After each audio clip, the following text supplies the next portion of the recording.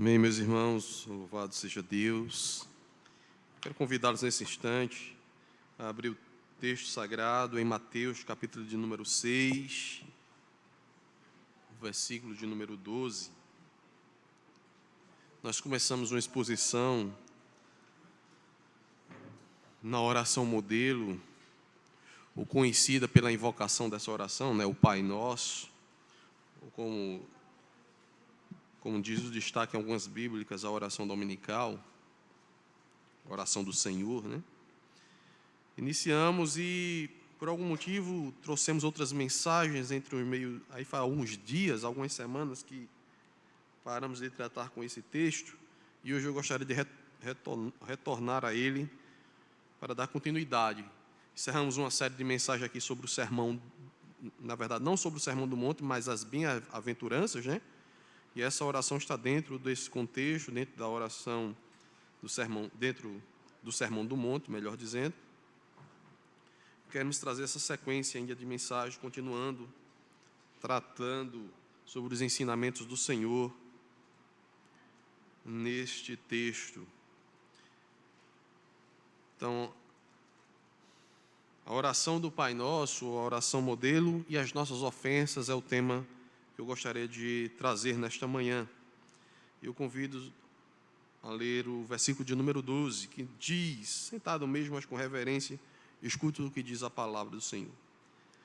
E perdoa-nos as nossas dívidas ou ofensas, assim como nós temos perdoado aos nossos devedores.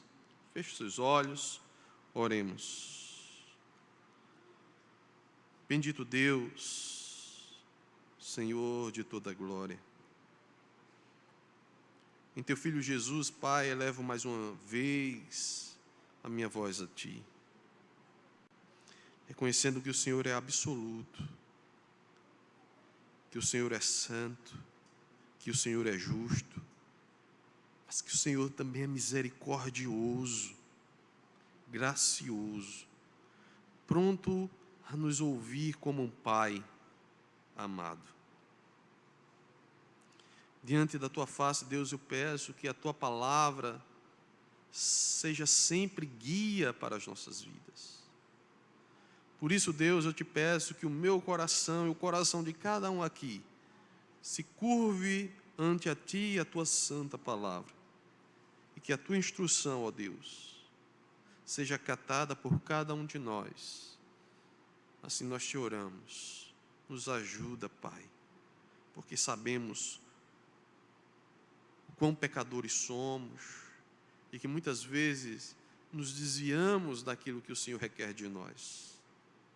Por isso nos ajuda nas nossas fraquezas e limitações, a sermos obedientes ao Senhor e a honrarmos e glorificarmos o Teu nome pela obediência. Nós te oramos em nome de Jesus. Amém. Meus irmãos, a oração modelo e as nossas ofensas, como eu falei para os irmãos, é o nosso tema de hoje. Antes eu gostaria de fazer novamente uma introdução sobre o que Jesus nos apresenta aqui nesse texto de Mateus, capítulo de número 6, já que eu acho que faz tempo que a gente tocou nesse assunto, faz algumas semanas, e só para relembrar algumas coisas, poderia trabalhar um pouco mais extenso, mas eu quero focar só numa breve introdução para que os irmãos entendam. Quando Jesus ele apresenta esta oração aos discípulos, ele não está, obviamente, exigindo dos discípulos que estejam repetindo as mesmas palavras. Não parece esse o intento do Senhor Jesus. Até porque nós vamos ver na própria Escritura a oração do Senhor não sendo feita exatamente com as mesmas palavras. Quando o Senhor intercede pelos seus discípulos, lá em João 17, Ele não usa exatamente as mesmas palavras. Mas há um parâmetro, um padrão a ser seguido nas nossas orações, e parece que esta é a intenção clara do Senhor para trazer à sua igreja, ao seu povo, uma direção de como devemos nos aproximar de Deus por meio da oração. É claro que não há problema algum em repetirmos as mesmas palavras que o Senhor nos traz aqui. É de costume da tradição cristã utilizar exatamente o Pai Nosso como uma forma de oração a Deus, não há problema nisso. É até bom que se faça muitas vezes, principalmente com as criancinhas, para que elas entendam de como devem se aproximar de Deus. É preciso que nós tenhamos essa consciência. O importante é que, ao repetirmos as mesmas palavras, não seja meras palavras, um mero formalismo, não é? Mas que seja de coração e com sinceridade e verdade diante de Deus, diante daquilo que estamos colocando perante o Pai, na sua invocação, na sua busca. Então, que possamos deixar de lado, quando colocarmos esta oração, repetindo essas palavras, o formalismo, mas com uma consciência do que está sendo pronunciado e dito diante do Senhor e a seriedade do que dizemos diante do Senhor.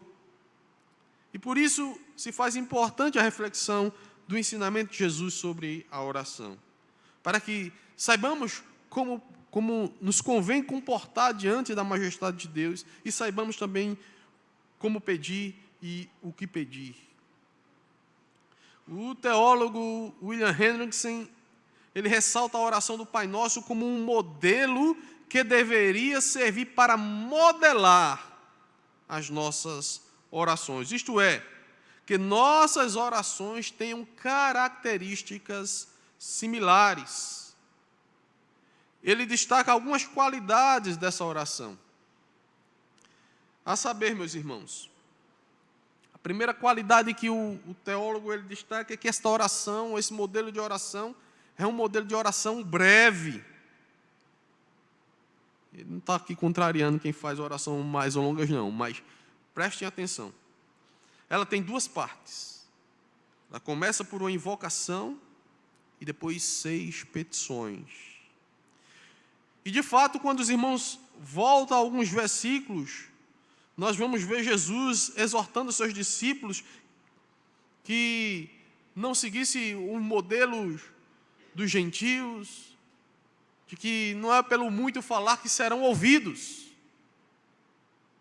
Jesus está tocando na sinceridade e verdade de coração, obviamente. Como também o teólogo ele destaca não só essa característica, mas a característica da prioridade na oração. Vejam, que a prioridade na oração ensinada pelo Senhor é a glória do próprio Deus. Perceba que as 3 primeiras petições estão associadas ao nome, ao reino e à vontade de Deus. Então, Deus é destacado na própria oração. E é invocado o Pai e colocado diante dele exatamente uma submissão a Deus, uma honra ao seu nome, em uma vida que transmite santidade, que glorifica ao Senhor, uma visão do reino de Deus, de buscar o reino de Deus, em destacar Deus, e se submeter à vontade dele, porque ele é Senhor. Perceba que a oração, ela nos leva a este reconhecimento e a esta posição diante do Senhor. Logo depois, vem outras 3 petições que falam das nossas necessidades, que roga ao Pai pelo pão, pelo perdão de pecados e a vitória sobre o mal. Ou seja, é algo que vem a socorrer as nossas necessidades, a trabalhar as nossas necessidades, a pedir que Deus cuide de nós diante das nossas necessidades e nos agracie, tenha misericórdia de nós, nos perdoe, nos dê o sustento e nos livre do mal. Então está aqui o modelo que o Senhor nos direciona. Deus é aquele que deve ser reverenciado nas nossas orações, reconhecido como Senhor absoluto. Ele é aquele que nos concede todas as coisas e supre todas as nossas necessidades.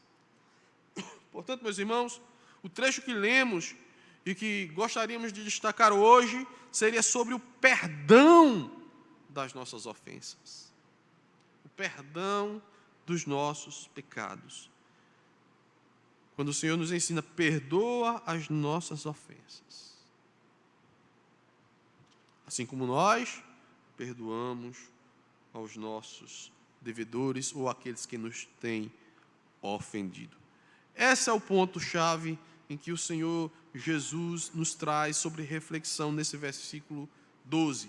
O perdão de pecados, de Deus para conosco e de nós, entre nós, né? Uns para com os outros. A maneira que como nós deveríamos agir uns para com os outros.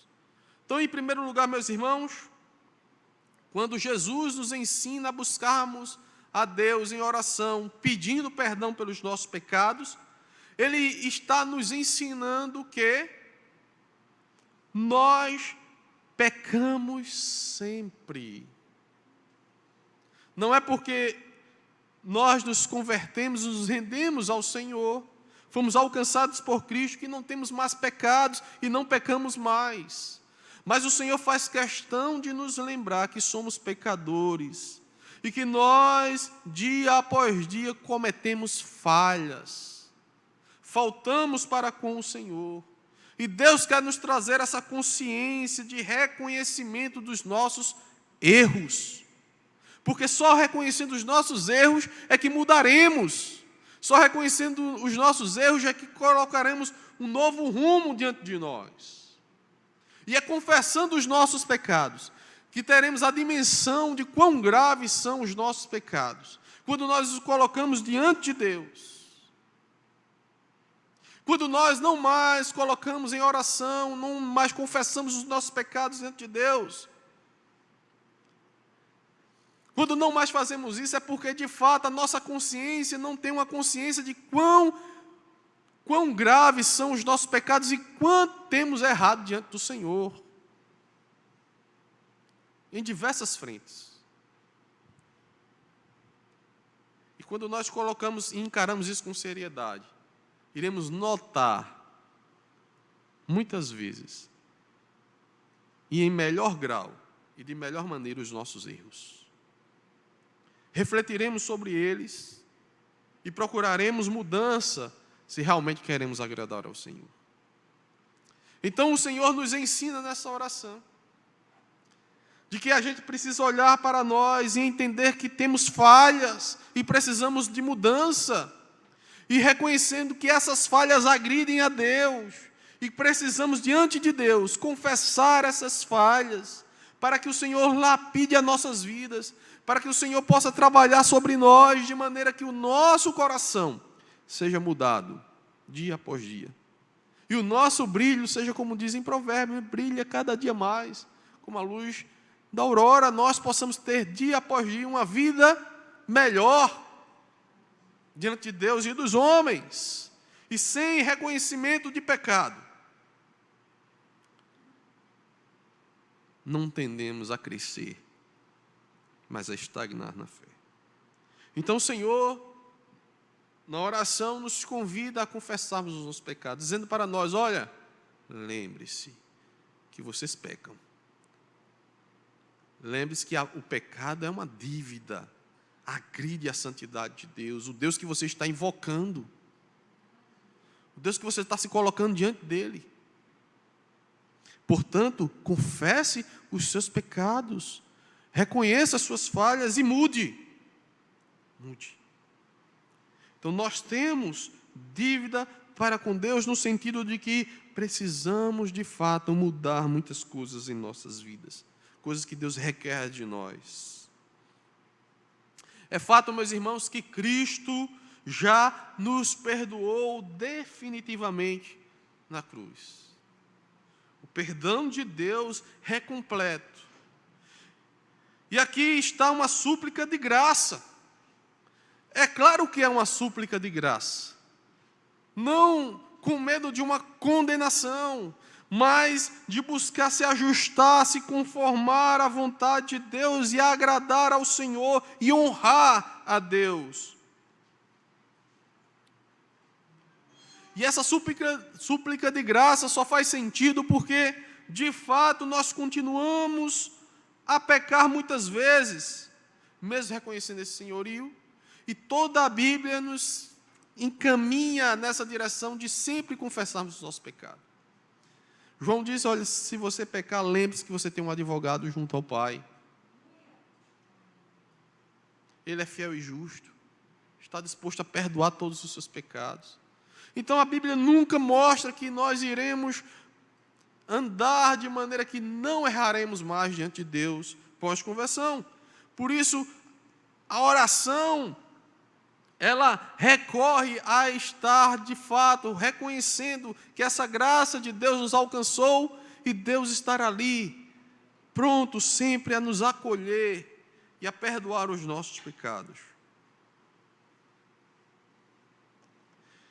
E Deus, através dessa oração, nos faz exatamente olhar quem somos, o que somos. Porque muitas vezes acreditamos ser o que não somos. E aí é por isso que o Senhor faz uma ligação entre os nossos pecados diante de Deus e o pecado dos homens contra nós mesmos, de outros irmãos e de outras pessoas contra nós. Às vezes pensamos que somos menos devedores a Deus do que os homens são a nós. E aí eu quero entrar nesse segundo ponto, que fala exatamente a oração. Deus nos ensina que devemos perdoar as pessoas que nos ofendem. Eita, pastor, mas isso é muito difícil. É, meu irmão, claro que é. O Evangelho é um chamado a sacrifício. Cada um tome sua cruz e siga-me. O Evangelho não foi chamado. Jesus não enganou ninguém. Jesus colocou diante de nós o Evangelho e disse exatamente que requereria de nós uma entrega total. E cada um quisesse segui-lo, tomasse a sua cruz. O Evangelho é um chamado à morte do eu, a sacrificar a nós mesmos, tirar a soberba, mudança de coração, destruição do velho homem. É uma luta, meus irmãos, em que nós temos que matar esse velho homem, mas esse velho homem não é um outro não, sou eu mesmo, é o meu eu pecaminoso. E isso é difícil, é perturbador. E Deus nos chama a travarmos esta luta conosco mesmo. Reconhecermos que de fato somos miseráveis pecadores. E olhar para o outro com um outro olhar. Jesus nos deu um exemplo de sua própria vida. E Paulo vai escrever aos Romanos dizendo que Deus nos amou sendo nós ainda pecadores. E aí ele vai mostrar o sacrifício de Jesus. Jesus não só perdoou os nossos pecados, mas ele olhou para os inimigos de Deus. Eu e você, inimigos dele. E olhou para os seus inimigos, e foi por eles que ele morreu, para reconciliá-los com Deus. Como inimigos de Deus, nós fomos reconciliados em Cristo. Cristo não só nos perdoou, meus irmãos, mas ele sofreu, se entregou por nós. Não foi só eu te perdoo, mas eu vou ser esbofeteado por você, que é meu inimigo, que não queria saber de mim. Eu vou ser morto, crucificado por você. Então o exemplo do Senhor é sublime. E Ele nos chama a perdoar os que nos ofendem. Na verdade, meus irmãos, esse texto, ele nos traz uma reflexão ainda mais profunda dessa relação com o nosso próximo. Porque o Senhor pressupõe que aqueles que o seguem devem observar o seu modelo, a sua ação para com aqueles que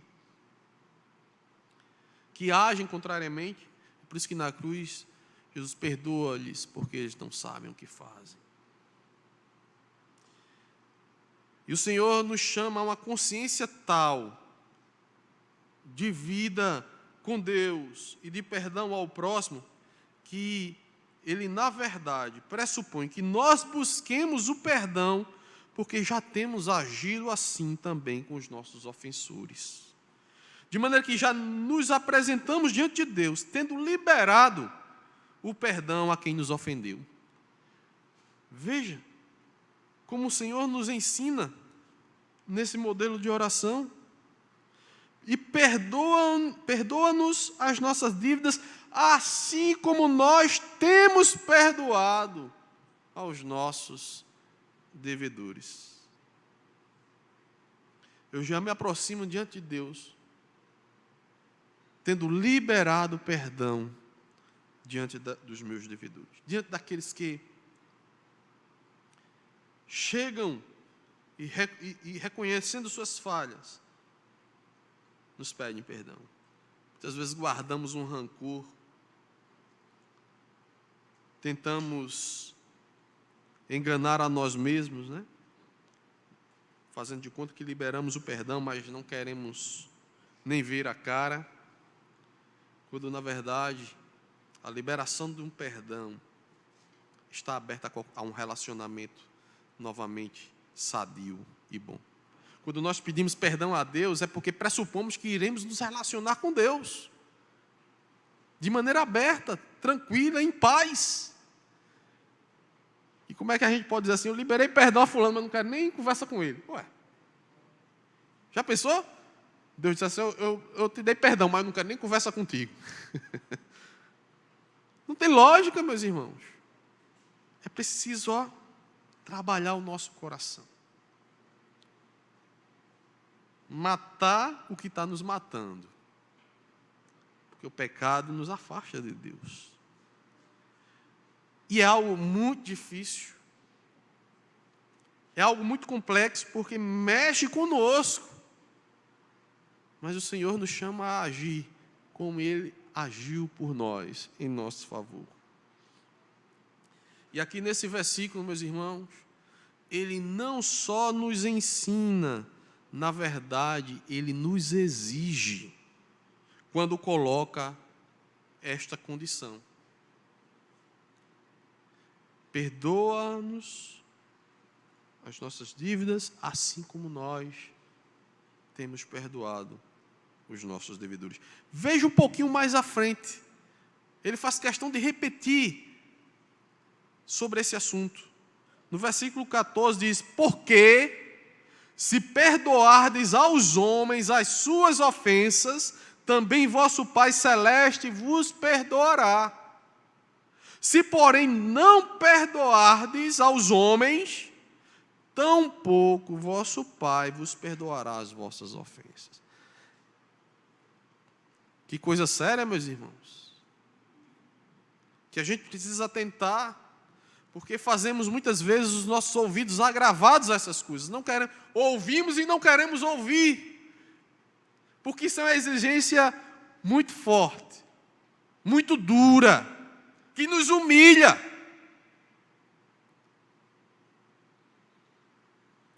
E ninguém gosta de ser humilhado.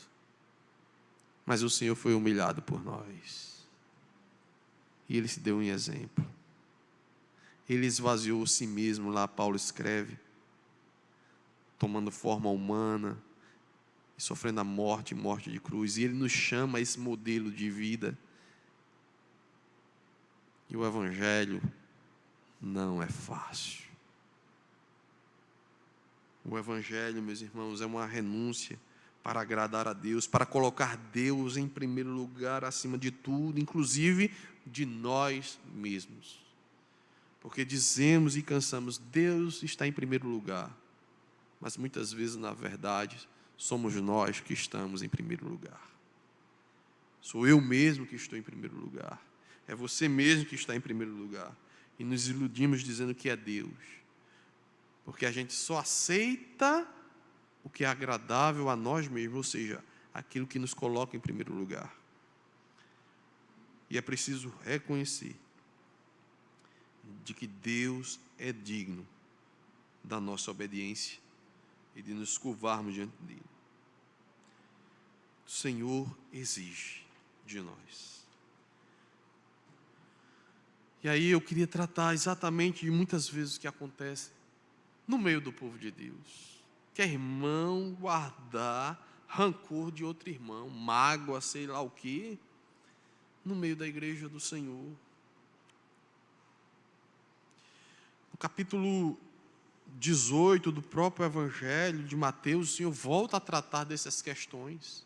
Veja como a seriedade desse assunto permeia as Escrituras. Lá no capítulo 18, Jesus está tratando diversas coisas com os discípulos, e desde o capítulo 16, ele vem falando dos seus discípulos, da sua igreja, do seu povo.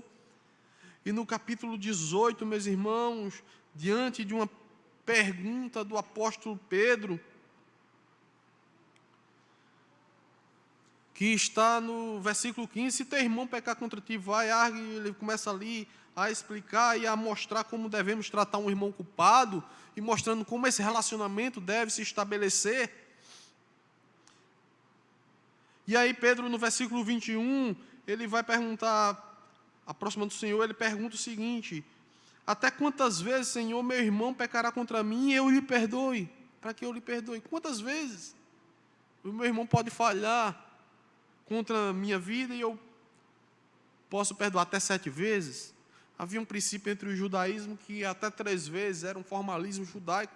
Pedro está dizendo, bem, se a gente tem que passar por cima ainda do que fazem os fariseus, eu vou botar 7. Afinal de contas é mais, né?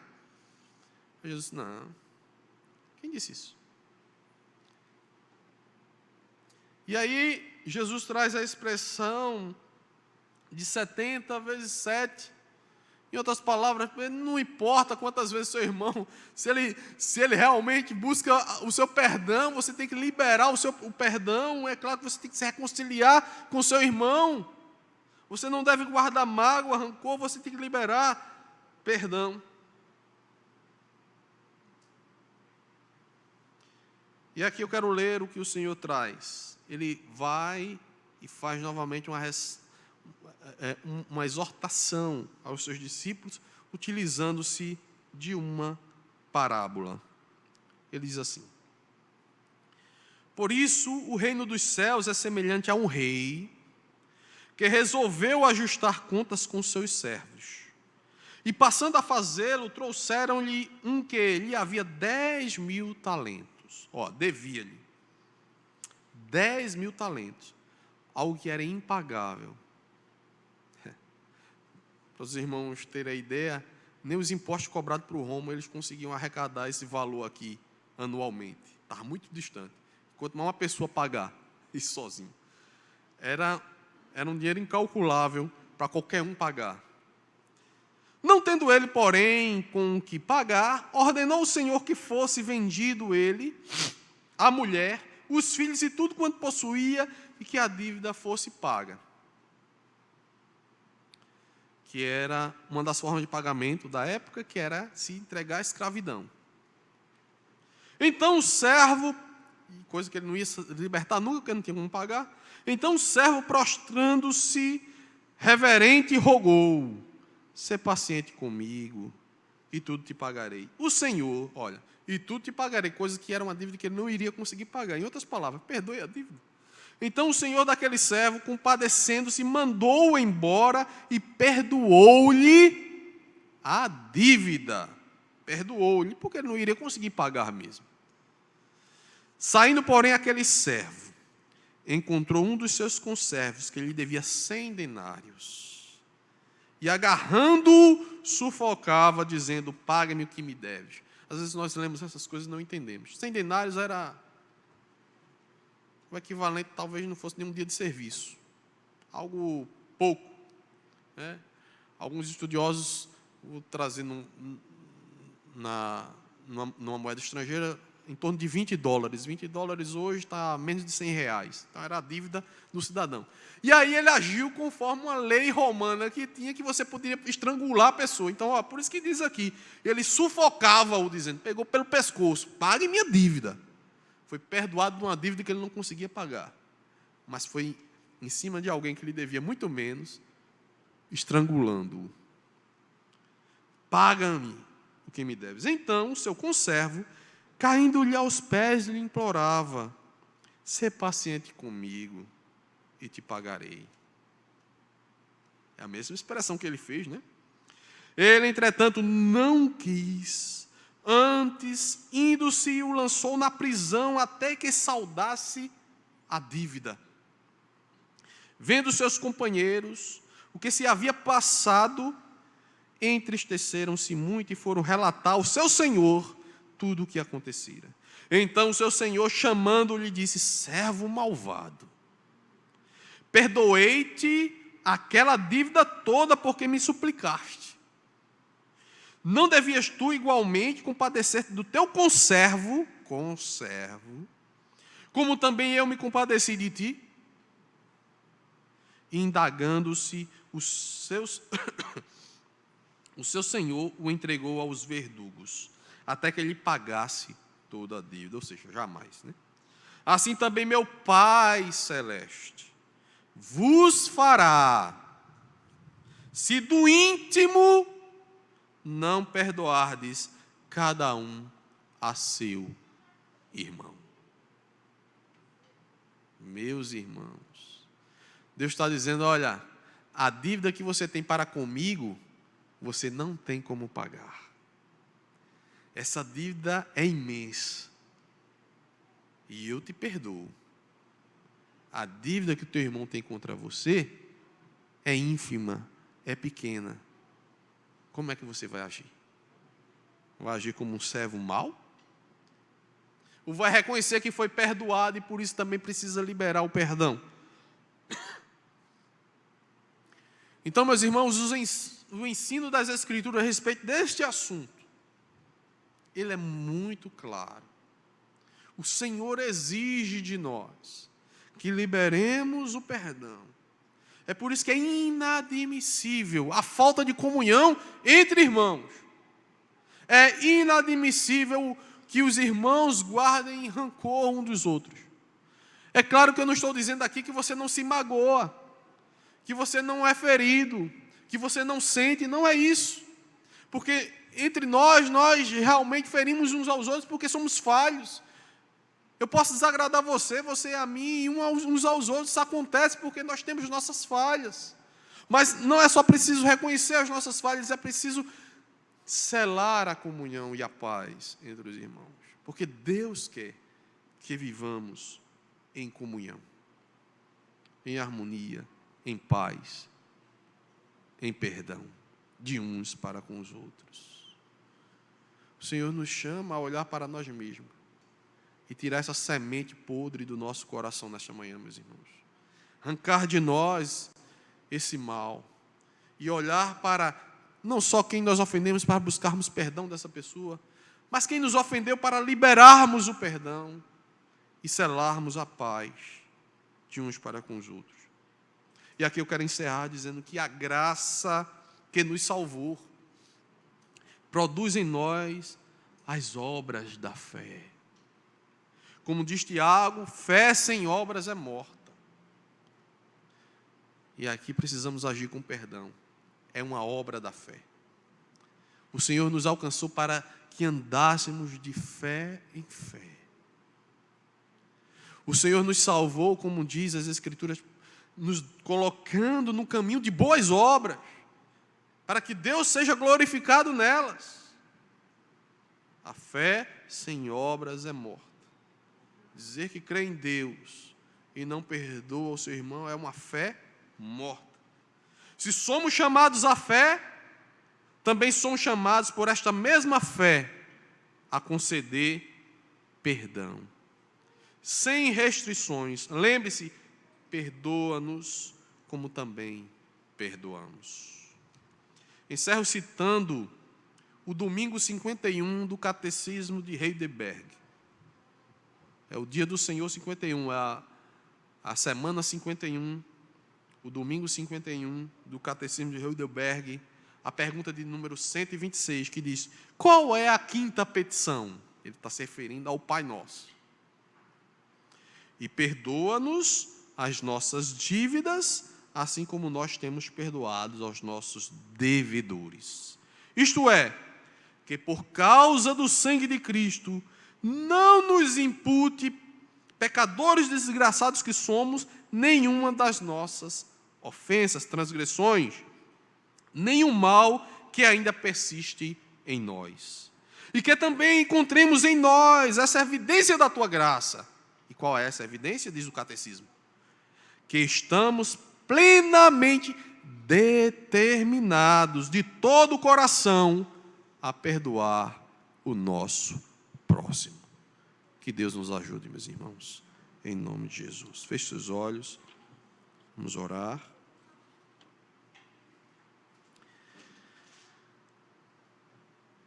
Pai bendito, ante a tua face, Deus, e reconhecendo a majestade da tua santa palavra, a qual, Pai, queremos nos curvar. E para isso, Deus, precisamos do teu auxílio. Por isso, Pai, nesta manhã, nos traz essa verdadeira consciência de que somos teus filhos, agraciados, perdoados pelo Senhor. E que, como filhos do Senhor, agimos como o Senhor fez por nós, perdoando uns aos outros, agindo com misericórdia também para com aqueles que nos ofendem. Nos perdoa, Senhor, muitas vezes pelo fato de transgredirmos a tua santa palavra e de não agirmos conforme o teu ensinamento. Mas reconhecemos, Deus, que o Senhor que nos chama à fé, nos chama às boas obras, nos chama a agirmos de maneira como o Senhor nos manda fazer. Por isso queremos ter os nossos ouvidos e o nosso coração inclinado a ouvir a tua voz e obedecer. Pai, faça com que cada um de nós possamos estabelecer um vínculo de paz e de amor com o nosso próximo. Por isso, Senhor, arranca de nós toda a soberba, todo o egoísmo, todo o distanciamento daquilo que preceitua a tua santa palavra. Que o teu Espírito Santo produza em nós obra que homem nenhum pode fazer, nem nós mesmos. Que o teu Espírito Santo prevaleça sobre a nossa carne, prevaleça sobre o nosso eu. E que as misericórdias do Senhor, que são derramadas sobre nós, possam, através de nós, serem estendidas a todos aqueles que nos cercam, todo o nosso próximo. E que a paz de Cristo seja um vínculo que nos une uns aos outros. Assim nós te oramos, Deus, e queremos também te agradecer por esse momento em tua presença, por este culto, e dizer ao Senhor que o Senhor preserve a nossa vida como um culto vivo diante da tua face. Que o nosso dia, que a nossa semana, que o nosso dia a dia honre ao teu santo nome. Muito obrigado, Deus. Em nome de Jesus. Amém.